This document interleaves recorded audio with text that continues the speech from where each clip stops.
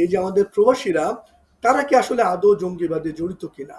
সেইখানে আমাদের যে তথ্য গবেষণা বলে যে সাধারণভাবে বাংলাদেশিদের জঙ্গিবাদ বা উগ্রবাদে জড়ানোর প্রবণতা সাধারণভাবে খুব কম।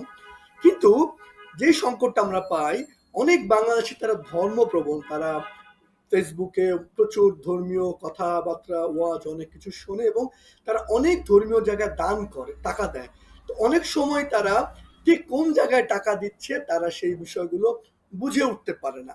আপনি মালয়েশিয়ায় যে ঘটনাগুলো ঘটছে তার একটা একটা বড় ঘটনার মধ্যে আনা হয়েছে যে যাদের জঙ্গিবাদের কথা বলা হচ্ছে যে তারা আসলে ফান্ডিং করেছিল, তারা টাকা দিয়েছিল। তো এই প্রবণতাটা কিন্তু আমরা জেনেছি।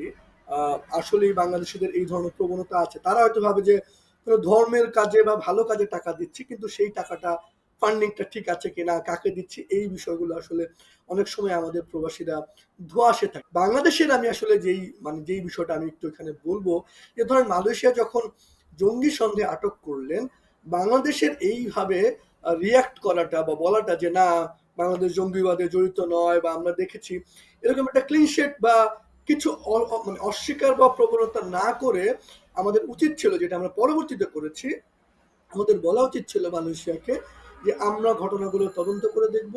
আসলে যদি আপনারা যারা ফেরত পাঠাচ্ছেন তাদের যদি কারো জঙ্গিবাদের সঙ্গে জড়িত থাকে তাদেরকে আমরা বিষয়টা জানাবো। পাশাপাশি আমাদের এখন থেকে যারা ভবিষ্যতে মালয়েশিয়া যাবে তাদেরকে আমরা প্রি ডিপার্চারে আরো ভালো করে বিষয়গুলো বুঝবো। কারণ এই বিষয়গুলো কিন্তু আমাদের গুরুত্ব দিয়ে বোঝা দরকার ছিল। কারণ আমি মনে করি যে জঙ্গিবাদ আমরা কখনো কখনো অস্বীকার করার চেষ্টা করলেও সারা পৃথিবীতে এটা আবার এক ধরনের বাস্তবতা। আবার যেভাবে ঢালাওভাবে জঙ্গিবাদ বলা হয় সেটাও কতটুকু সত্য, এই ঘটনাগুলো আসলে তদন্ত ছাড়া ঢালাওভাবে কোনো মন্তব্য করা উচিত না।